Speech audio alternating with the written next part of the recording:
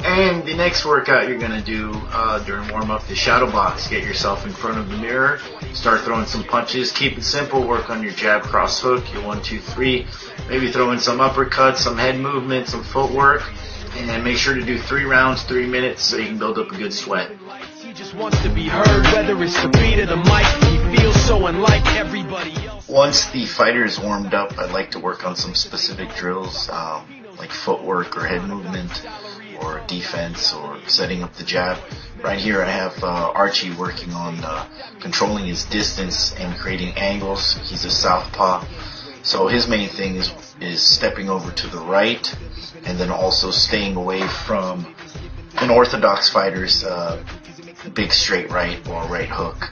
So what he's doing here is stepping over to the right, and then pulling back, creating distance. Here you see us demonstrate. I step in with the jab,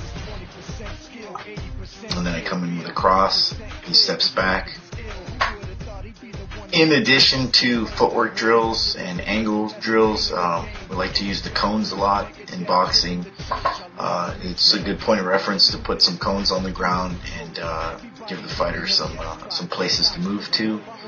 Right here. 视频前的你，如果在男性持久力、勃起硬度等方面不满意，现在就加郭老师微信358-163-379，让郭老师帮助你持久坚挺，延时20到40分钟，补肾壮阳，延时助勃，增强夫妻性生活，28天彻底告别快男软男，做回自信的自己。记住微信358-163-379。To create an angle and have your opponent move into your punch. So this is very easy. You need a little bit of room, just and a couple cones.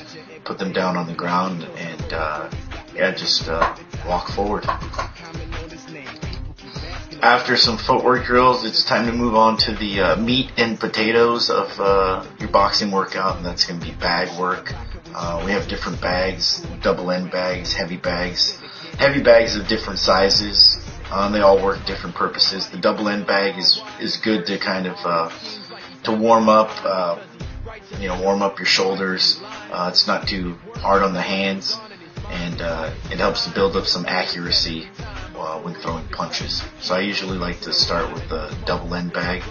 And towards the end of each round, we always work on fast hands, 1, 2, 1, 2, and you just keep throwing. Then we move on to a different bag, a heavier bag. That's when we start throwing some harder punches, start stepping into the punch. And here you see Archie working on the same combination that we were doing on the footwork drill, which was jabbing, stepping to the right, and then creating that angle to set up a big straight left.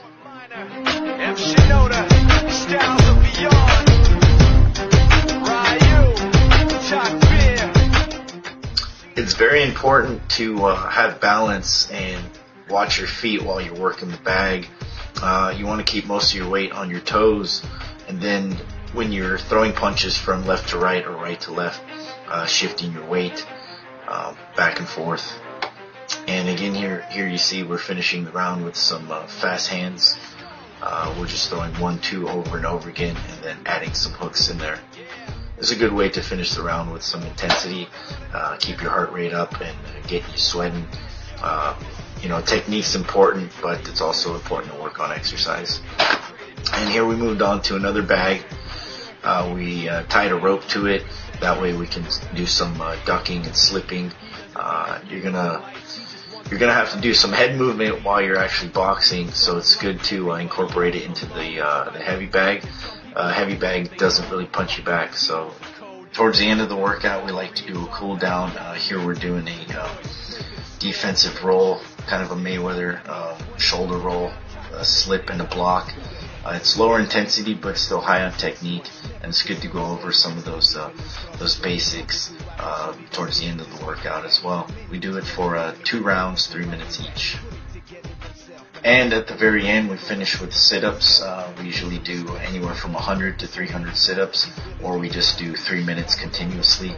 Sometimes we go higher than that.